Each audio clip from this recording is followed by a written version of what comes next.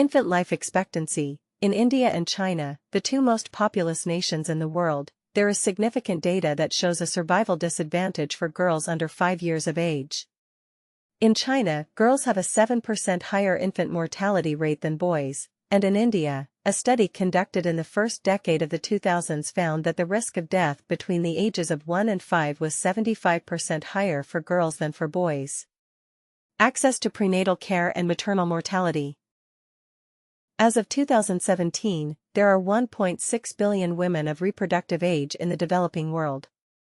Of the 127 million women who gave birth in 2017, just 63% received a minimum of 4 antenatal care visits and only 72% gave birth in a health facility.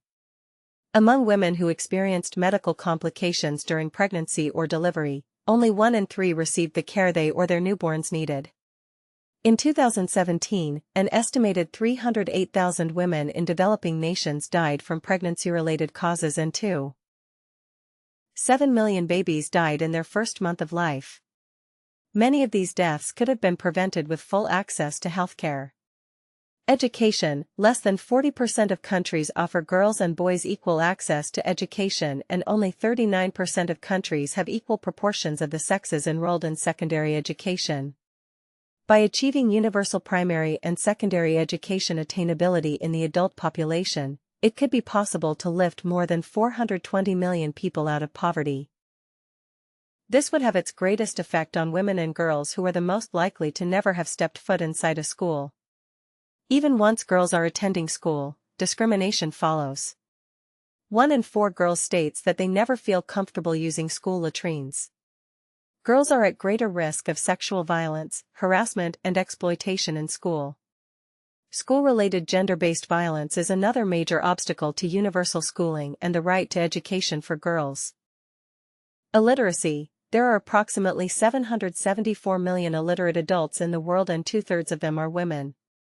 There are approximately 123 million illiterate youths, and 61% of them are girls. Women's share in the illiterate population has not budged in 20 years. These facts not only affect women but their children as well.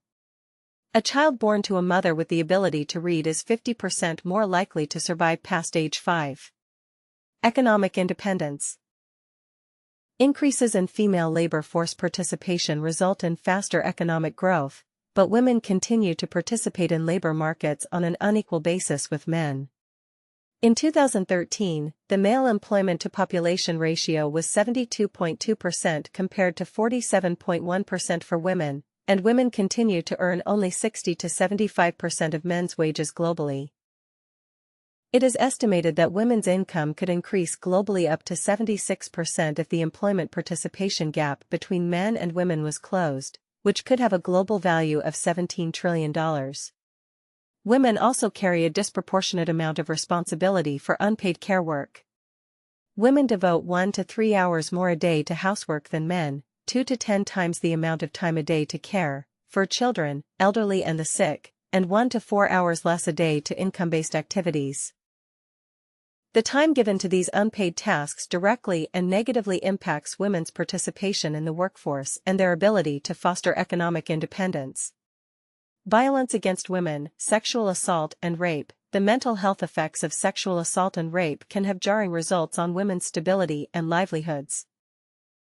Women who have experienced sexual or physical abuse at the hands of their partners are twice as likely to have an abortion, almost twice as likely to have depression and, in some regions, 1.5 times more likely to acquire HIV compared with women who have not experienced partner violence. The prevalence of sexual assault and violence against women is deep and systemic, making it one of the most important examples of gender inequality. Worldwide, around 120 million girls, a number which represents slightly more than 1 in 10, have experienced forced intercourse or another forced sexual act in their lifetime. Female genital mutilation. At least 200 million women and girls alive today have undergone female genital mutilation. In most of these cases, the majority of girls were cut before age 5. In these instances, proper anesthesia is rarely used or is ineffective, causing severe pain. Excessive bleeding is also possible, resulting from the accidental cutting of the clitoral artery or other blood vessels during the procedure. Chronic genital infections, reproductive tract infections and urinary tract infections are common. Female genital mutilation is also associated with an increased risk of cesarean section, postpartum hemorrhage and extended maternal hospital stay. All of these subsequent complications along with the shock and use of physical force during the procedure are some of the many reasons why survivors describe the experience as an extremely traumatic event.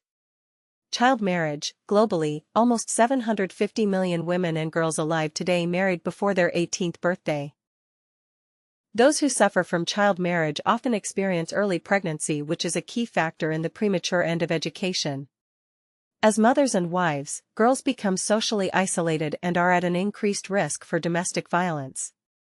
Child marriage is one of the most devastating examples of gender inequality, as it limits women's opportunities and their ability to reach their full individual potential.